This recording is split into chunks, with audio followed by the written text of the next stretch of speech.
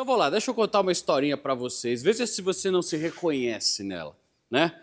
Você está lá com seus 40, 50 anos, você trabalhou duro na vida, você teve uma visão, um grande projeto, você botou a mão na massa, fez acontecer, sofreu noites e noites ali sem dormir, mas de repente você vê que as coisas começam a engrenar e chegou a hora de você pensar na recompensa, né? Você, sendo aquele cara entusiasta, dirigiu durante esses 30 anos de labuta aquele Corolla velho sem sal, e você sempre sonhou, num dia eu vou ter um carro legal. Se reconheceu nessa? Hã? E aí você começa a entrar nesses canais automotivos e nesses grupos aí de carros na internet, e você sempre vê a galera sempre falando mais do mesmo, né?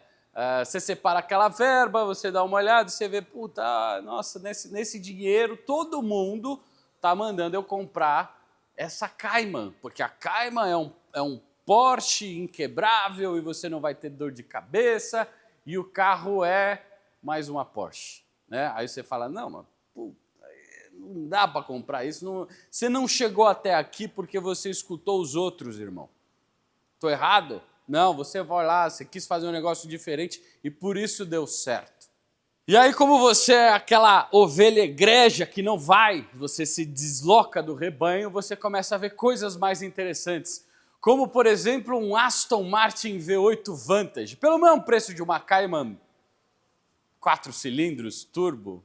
E aí o que você faz? Você começa a esquecer o que os outros falam e você começa a olhar para coisas que te despertam interesse, desejo, para carros que você vai blipar quando você estaciona, e você olha para trás e você fala, puta que eu pariu, que carro bonito, e ele é meu, e ele é diferente. Né? E aí eu resolvi gravar esse vídeo. 5 motivos para você comprar uma Maserati. E para de ouvir esses caras ficam jogando areia aí no teu sonho. Porque isso aqui é um esportivo legítimo italiano, belíssimo, com uma sofisticação que nenhum alemão consegue chegar nesse nível aqui, ó. Pininfarina, meu irmão. Um V8 aspirado aqui na frente, né? Não dá, tem poucas coisas que chegam nesse nível. Talvez um Aston Martin também, né? Coisas legais! Então, 5 motivos para você comprar uma coisa legal por essa, para você parar de ouvir aí a tua mulher, para você parar de ouvir esses caras de grupo de WhatsApp, né? Esses influenciadores que tem canal na oficina na internet, né? Eu tô nesse grupo.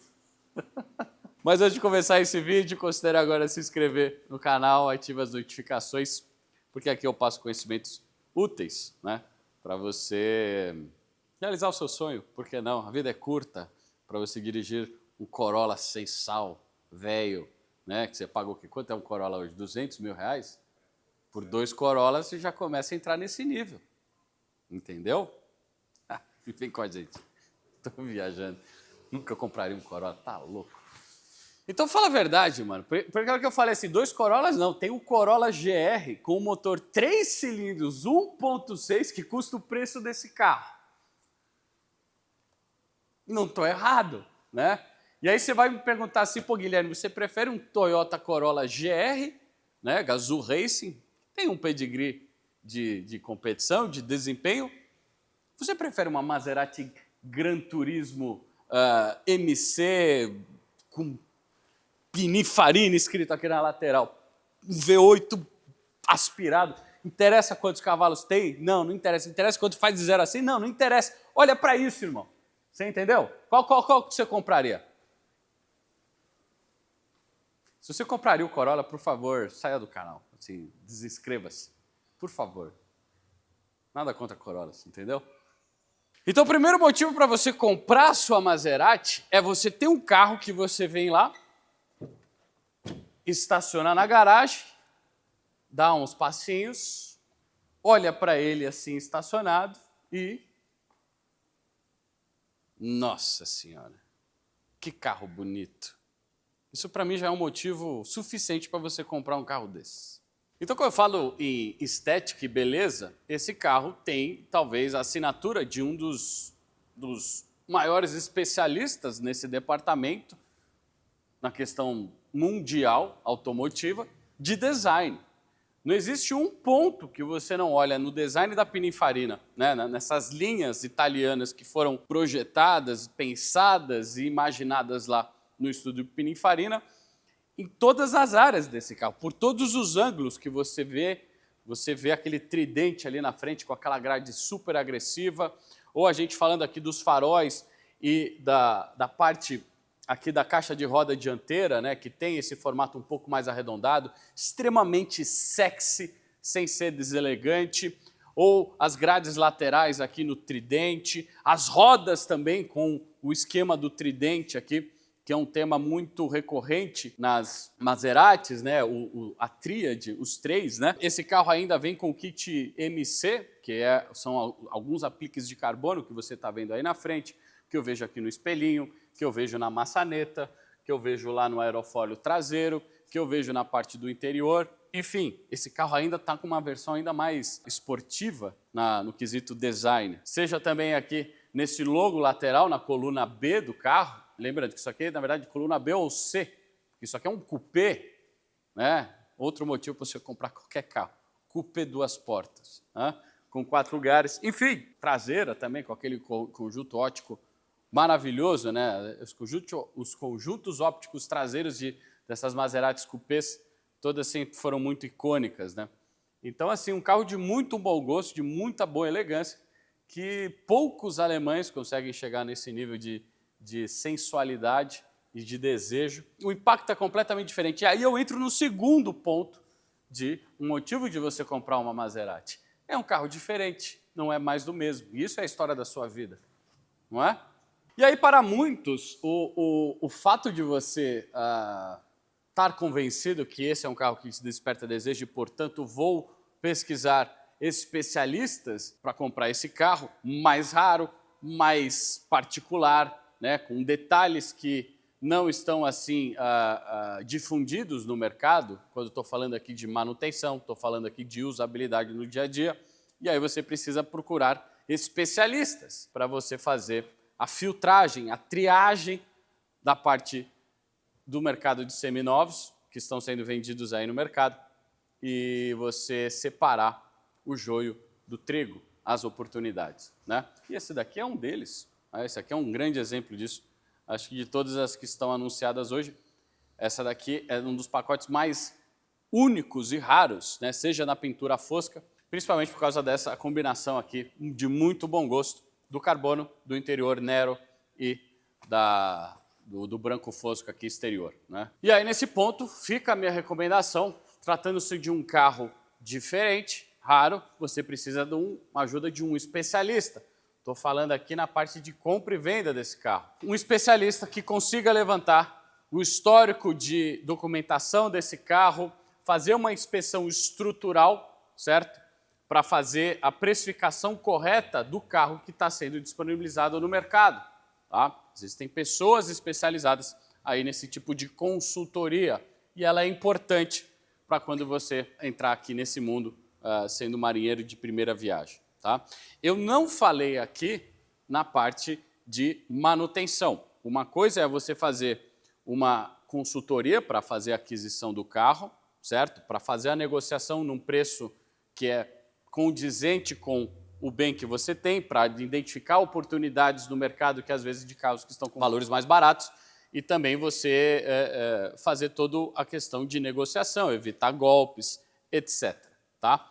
Isso dito, você vai ver também muitos vendedores de carro também oferecendo serviços relacionados à manutenção de carro. E aqui eu já entro no terceiro motivo para você comprar uma Maserati, né? A Maserati, ela é, de certa forma, confiável. A Maserati é, de certa forma, confiável. São três, né? Eu tenho que falar 3 vezes. A Maserati, de certa forma, é um carro de manutenção confiável. Falei 3 vezes. Hã? Deu para entender? Você não acredita em mim, né? Eu sei. A declaração ela é um pouco polêmica porque ela vai contra o senso comum do mercado, né, que quando você fala de Maserati, as pessoas se arrepiam. A pergunta que geralmente eu me faço quando eu escuto essas informações é: que tipo de experiência essas pessoas que estão falando isso têm de fato com manutenção desses carros? E quando eu falo manutenção de carro, eu estou falando, no mínimo, eu estou perguntando: esse cara teve uma Maserati por quanto tempo? Ou esse cara trabalha consertando Maseratis? É diferente de um cara que trabalha vendendo Maseratis, ok? Esse cara trabalha consertando Maseratis porque essas são as duas pessoas, o dono e o mecânico, que podem falar sobre manutenções de Maserati, ok? Porque eles tiveram a experiência de fato. E aqui eu já cito, por exemplo, o próprio comentário do Brian Esp, que recentemente passou aqui no nosso canal. O Brian, ele tem uma Maserati dessa aqui lá nos Estados Unidos, né, com o triplo da quilometragem dessa daqui, e o comentário que ele viu quando a gente estava aqui passando aqui pelo carro, ele falou: poxa, tenho uma, nunca me deu problema. Tá vendo? E ele tem o carro, certo? Isso é diferente do que você escuta desses especialistas de grupo de WhatsApp aí que tem opinião para tudo e nunca tiveram uma Maserati, ou nunca consertaram uma Maserati, tá? Aqui eu estou falando na prática. E na prática, esse carro aqui, ele é relativamente confiável nas manutenções. Estou falando sério, certo? Não estou dizendo que ele não tem problemas crônicos, assim como qualquer outro carro, né? E lembra, a gente está falando aqui de um carro ali do início da década de 10, né? 2010 em diante, aqui já nesse modelo, com os seus 20 mil quilômetros. E você vai dizer assim: puta, mas 20 mil quilômetros, tal, não sei o quê. Esquece a quilometragem, ok? O que interessa aqui, o que vai influenciar mais na manutenção desse carro, são a questão da passagem do tempo. Já temos aqui 15 anos de carro, 15 anos de exposição à atmosfera, 15 anos de contato com o sol, 15 anos de temperatura, de dilatação, certo? E todos os componentes que são feitos de materiais como borracha e plástico, principalmente, costumam, depois de 15 anos, independente se o carro tem 20 mil quilômetros, 60 mil quilômetros, 3 vezes mais, ou 120 mil quilômetros, né? Passando-se 15 anos de idade, esses componentes começam a dar problema. E é mais ou menos o que eu tenho na manutenção aqui desse carro, certo? Então, se você for comprar uma Maserati, considerando que o terceiro motivo que eu te for é de eles dão manutenção confiável. Quando eu falo confiável, eu estou falando aqui previsível, de certa forma. A minha recomendação, no final, é quando você for comprar esse carro e a gente estiver falando de manutenção, você tem que fazer uma inspeção de manutenção, que nos Estados Unidos chama de PPI, ou Pre-Purchase Inspection, ou inspeção de pré-compra. E aí aqui está, se você já acompanha o canal, você sabe que eu tenho problemas com essa palavra de pré-compra, né? Então vamos falar um pouquinho da pré-compra deste carro e também falar da manutenção que esse carro está fazendo agora, porque a gente está no item manutenção, né? Depois faltam os outros dois motivos para você comprar a Maserati. E lembrando, tá? Esse carro aqui, ele está na versão automática. A gente não tem o câmbio automatizado de uma embreagem aqui. Aqui eu tenho um ZF6. E eu não preciso dizer que um câmbio ZF6 ele é muito mais confiável que o câmbio CVT do Corolla, por exemplo. Da mesma época. O câmbio CVT do Corolla dá vários problemas. O câmbio ZF6 de uma Maserati Gran Turismo dá quase nenhum problema. E esse ZF6 ele é conhecido, não é só na Maserati que ele está em outros carros de grande volume que foram vendidos no país, certo? Então tá aí. Tá vendo? Você não sabia que tinha ZF6 aqui, né? Então, senhores, quando vocês forem comprar um carro seminovo, né, um carro com uma mecânica muito específica, você vai encontrar muita gente fazendo o tal do pré-compra, tá? E aqui eu já venho batendo no martelo aqui em vários vídeos aqui no canal que pré-compra é diferente de teste de quilometragem, ok? Pré-compra, pré-compra não é isso. Beleza? Você não pagou quando você pega aí uma consultoria, seja ele de vendedor de carros ou de uma oficina, Pré-compra não é isso, beleza? Isso aqui, se você acha que pré-compra é isso, você é um ingênuo. Mas como você assiste o canal da Vanguard, hoje você está bem informado, ok? Pré-compra não é desmontar o carro inteiro, ok? Não dá para dizer como é que estão os componentes do arrefecimento na parte aqui escondida do radiador, as partes internas do motor, a parte da transmissão, que aqui a 4 rodas, por exemplo, nem desmontou a transmissão, porque para desmontar a transmissão você tem que ser bom, né?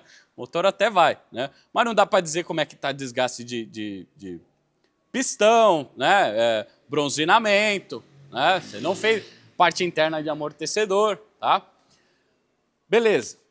Isso dito, considerando que o carro está numa negociação, que você quer fazer um trabalho de minimizar os riscos relacionados a possíveis defeitos de desgaste ou ocultos ali na parte de manutenção, como fazer? Porque também você não vai comprar o carro às cegas, certo? Então você vai e faz uma inspeção visual do carro, certo? Ou pré-compra, tá? E pré-compra não é isso, tá bom? E tem várias gentes aí no mercado fazendo trabalhos de inspeção visual, ok? Aqui na Vanguard eu montei a minha inspeção visual, ela é padronizada. Por quê? Quando a gente não tem um padrão e a gente passa para um técnico fazer uma inspeção de pré-compra ou inspeção visual e ele não tiver um roteiro, cada pessoa vai fazer essa inspeção de um método diferente. Estou falando aqui dos itens que serão verificados e como classificar a necessidade ou não de serviço. Por exemplo, quando trocar um disco de freio, certo? Quando é a hora de trocar um disco de freio ou não. Se um vazamento ele é crônico ou ele é inicial. Se um defeito relacionado à parte elétrica desse carro, ele é um defeito de natureza mais grave, que pode envolver valores de manutenção aí maiores, ou ele é um defeito secundário, certo? Então, para fazer isso, eu criei aqui um padrão, certo? E também elencando quais são os itens desses todos que serão abordados nessa inspeção. E eu posso garantir para você que essa é uma das inspeções mais completas que hoje eu tenho aqui no mercado. Eu nunca mostrei isso aqui no canal, mas esse é o relatório que é originado aí dessa inspeção, que demora aqui na Vanguard o dia inteiro para a gente fazer esse levantamento, certo? Uma inspeção minuciosa dos itens que estão listados aqui, ok? Então, um dos itens, por exemplo, esse carro ele tem uma pintura branca fosca, certo? Se a gente precisar pintar um para-choque ou alguma avaria que esse carro possa ter ali na pintura, não é um serviço barato, tá? Porque requer mão de obra extremamente especializada, com maquinário específico, para acertar essa cor.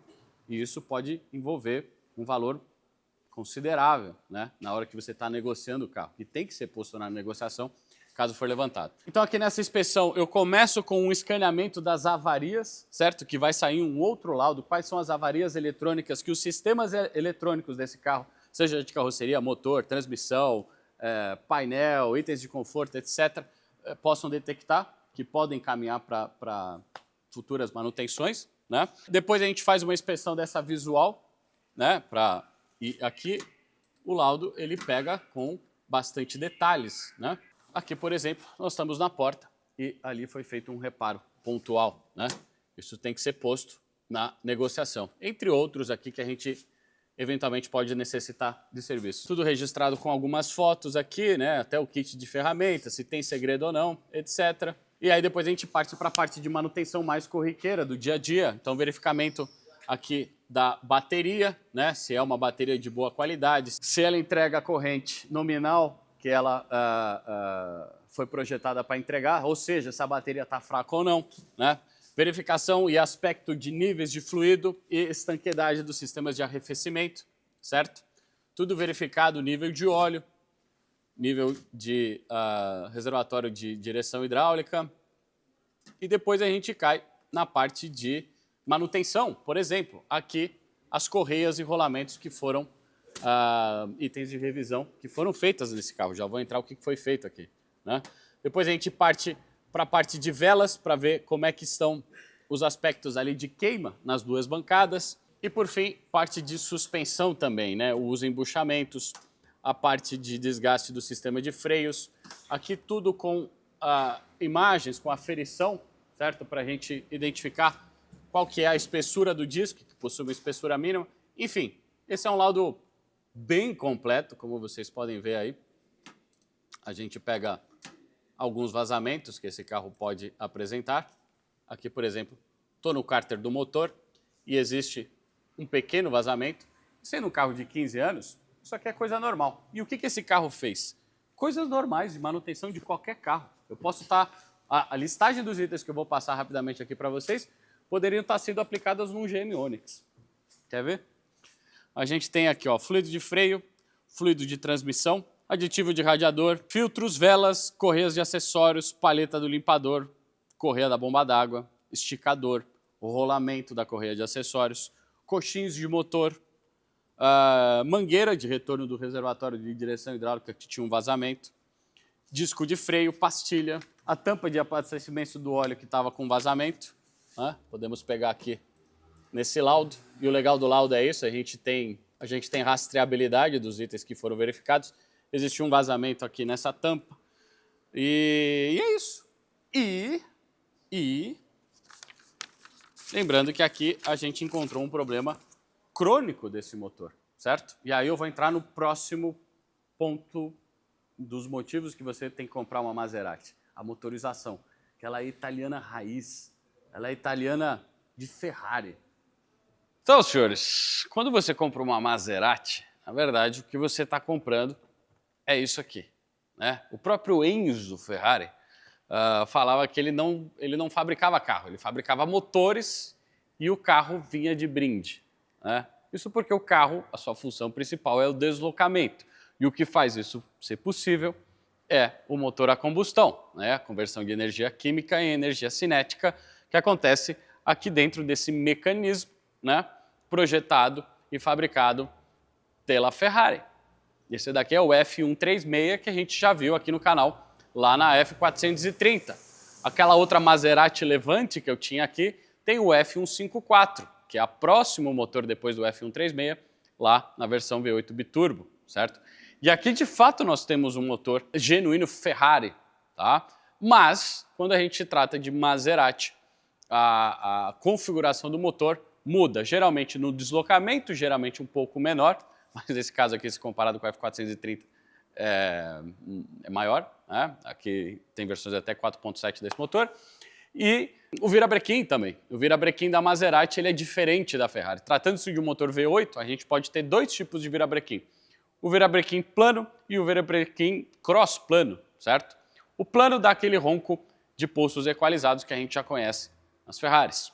O cross-plano tem um pulso embaralhado, que a gente já conhece aí em carros como os V8s americanos, né? do Dodgeão, do Mavecão ou da AMG.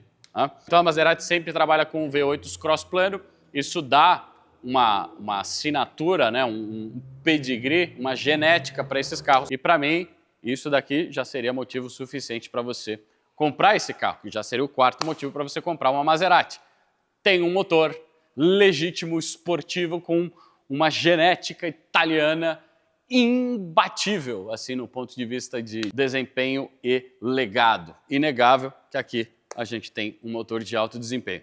Fora que ele é belíssimo, né? Que as tampas de válvulas vermelhas, onde também tinham vazamentos, que nem eu expliquei lá para vocês, e também esse coletor aqui com o símbolo da Maserati, nessa borboleta única na entrada, enfim, um motor belíssimo, assim, só para você abrir o motor, o capô e ficar admirando toda essa parte desse cofre, desse motor.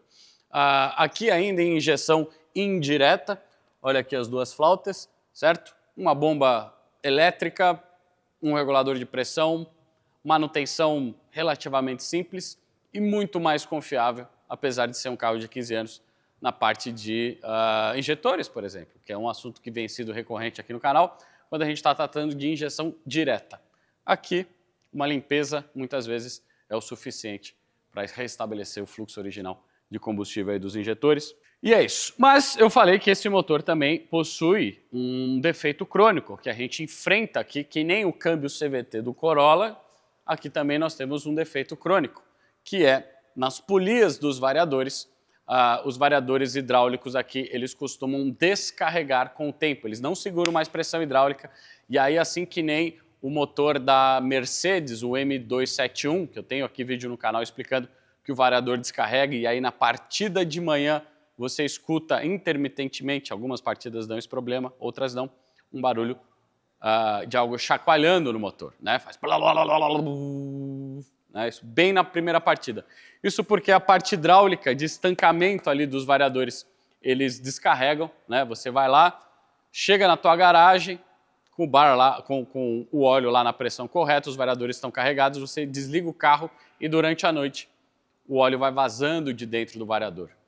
Você vai dar partida no dia seguinte, amanhã, você precisa girar o motor precisa gerar para a bomba de óleo começar a captar e aí assim preencher as galerias hidráulicas dentro do motor, carregar os variadores de novo para daí tirar essa folga, né?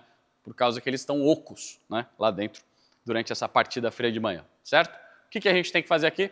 Troca dos variadores. Aí a gente entra numa questão que manutenção ou custo de variadores de Maserati são um pouco mais caros que da Mercedes, por exemplo, certo? Mas, sim, eles estão disponíveis, a gente faz a mesma encomenda, quando a gente encomenda variadores de Mercedes da Alemanha ou variadores de Maserati da Itália, é basicamente a mesma previsão aí de entregas, as peças estão disponíveis, a fábrica dá suporte e a gente está aqui, pelo menos nós somos bem especialistas nesses motores, já trocamos bastante e mais de Ferrari do que de Maseratis, diga-se de passagem, ok? Isso porque Maseratis são mais raras aqui no país do que Ferraris, por incrível que pareça. E por último, já falamos de o carro é bonito, o carro ele é diferente, ele é raro, já falamos de confiabilidade na parte de manutenção previsível, certo? De maneiras gerais. Já falamos de motor e qual que é o último motivo para você comprar uma Maserati? Então, senhores, o último motivo é esse. Essa daqui é uma Gran Turismo, a categoria de carro, de conceito de carro mais deliciosa de todos, né? Carro mais amplo, mais largo, mais macio, mas com um belíssimo motor lá na frente, uma dinâmica esportiva, espaço interno, leva a gente lá atrás e você faz tudo isso ao som da sinfonia de um V8 italiano, entendeu? Entendeu? Assim, eu já dei 5 motivos para você comprar, mas você tá aí, né? Mas ele não falou do custo das peças. Não, esse negócio do carro ficar quebrando, ele não é por aí, porque... Aí você para, que experiência você tem com isso? Nenhuma, né? Aí você fala, não, mas o carro ele... Não dá para dizer que esse carro é feio, é impossível dizer que esse carro é feio, certo? E veja que eu não falei aqui o quanto de potência tem esse carro, quanto faz de 0 a 100, isso aí não interessa.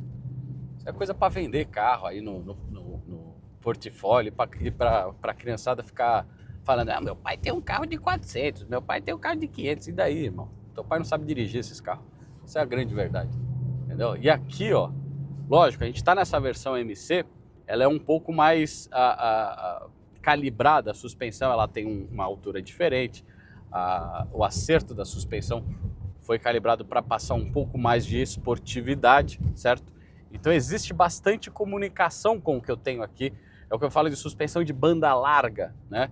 Que passa bastante informação do que acontece no asfalto, mas ainda assim um carro para longas distâncias, para ter para você andar em altas velocidades aí nas autopistas, etc., com bastante estabilidade e confiança, certo? Mas o que eu não falei aqui nesse vídeo? Eu não falei de outros fatores relacionados a itens internos desses carros. Carros italianos, de maneira geral, no que correspondem a interfaces humanas, eu estou falando aqui de botões, equipamentos de conforto, etc., eles costumam ter uma durabilidade e uma interface um pouco mais rústica, eu diria, né?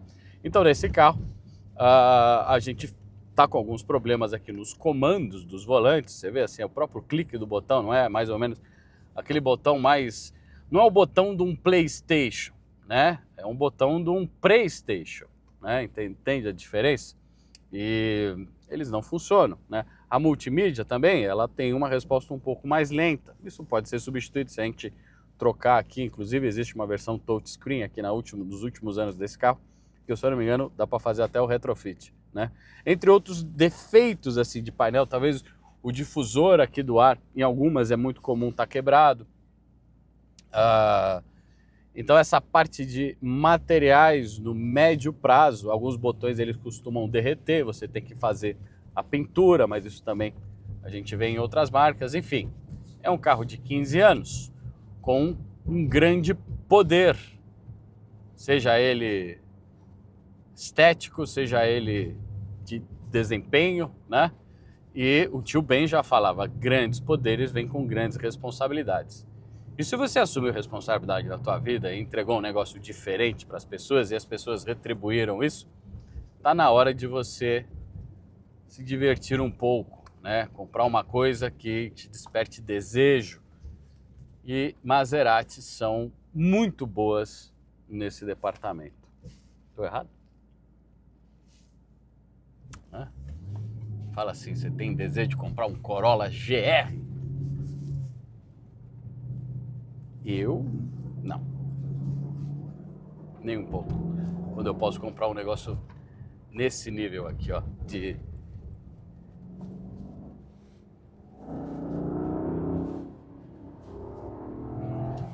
Isso é meio pedal, tá? É porque tá trânsito, então...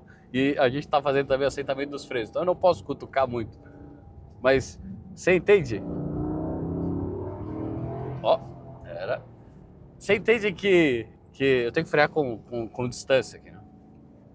Você entende que não interessa o quanto faz de 0 a 100? Olha a sinfonia, olha a carga desse volante, direção hidráulica, olha essa suspensão transmitindo bastante, passa bastante a parte sensorial desse carro, é maravilhoso. Eu não tenho nem escape, o escape tá original aqui. E cara, dá para usar isso aqui perfeitamente no dia a dia, que é o que o Brian faz na dele, né? É um dos carros deles, câmbio automático, ar-condicionado funciona, dá para levar a criançada lá atrás, né? Dá para levar, cabe muito mais que um 911 ali atrás, a galera, né? Então é isso, senhores. 5 motivos para você comprar uma Maserati, carro para pessoas ousadas, diferenciadas, um carro que passa por debaixo do radar de muitas pessoas aí.